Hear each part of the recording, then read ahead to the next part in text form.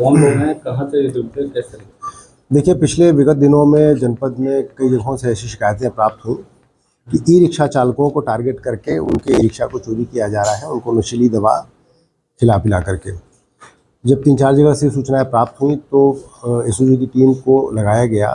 और उनके द्वारा अंततोगत्वा सिविल लाइन की टीम के साथ मिल करके इस गैंग का भंडाफोड़ किया गया है, जो बेसिकली उझानी का रहने वाला ये गैंग है, जिसमें 3 व्यक्ति गिरफ्तार किए गए हैं। एक व्यक्ति का आपराधिक इतिहास पूर्व में है, जो पहले किसी चोरी के मामले में जेल जा चुका है, बाकी लोगों का नहीं है। इस गैंग में 2 व्यक्ति जो हैं, उनका तो काम ये था कि वो ई रिक्शा को हायर करते थे और किसी सुनसान जगह पे ले जा करके उसके पहले कहीं रोक करके कुछ खाने पीने का उसको बताते थे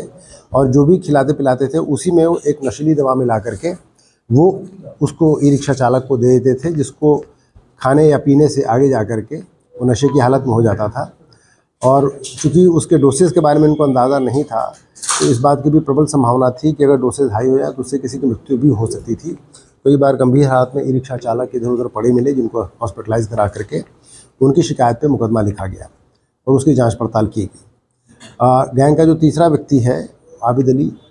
उसका काम ये था कि वो किसी कंपाउंडर से के सहयोग से वो नशीली दवाएँ, जो बेसिकली स्लीपिंग पिल्स, सोने के लिए एड करती हैं वो दवाएँ, वो ला करके इनको देता था, जिसको खाने पीने के पदार्थ में ला करके देते थे। ये कहाँ से दवाएँ वो लाता था और ओवर द काउंटर ये दवाएँ नहीं बिकती हैं बिना प्रिस्क्रिप्शन के, वो कैसे लाता था, इसके विषय में भी जांच पड़ताल चल रही है। पुलिस के प्रयास से करीब 8 ई रिक्शा बरामद किए गए हैं और इसके अलावा बैटरीज़ बरामद की गई हैं। 8 बैटरीज़ बरामद की हैं, 2 तमंचे 315 बोर के और जिंदा कारतूस बरामद किए गए हैं और 1 मोबाइल फ़ोन बरामद हुआ है और नशे की गोलियां बरामद हुई हैं। पकड़े गए अभियुक्तों से पूछताछ की जा रही है और उनके साथ अन्य कौन से लोग थे, बैटरीज़ को कहाँ निकाल के वो बेचते थे, इन बातों पे भी छानबीन चल रही है। ये दवा है, इसकी ओवरडोज से क्या मृत्यु का भी? इस दवा के ओवरडोज से जो हम लोगों ने अपने लेवल पे पता किया है, इस दवा के ओवरडोज से अगर इसके डोज को कंट्रोल न किया जाए तो आदमी कोमा में जा सकता है और उसके बाद उसकी मृत्यु भी हो सकती है।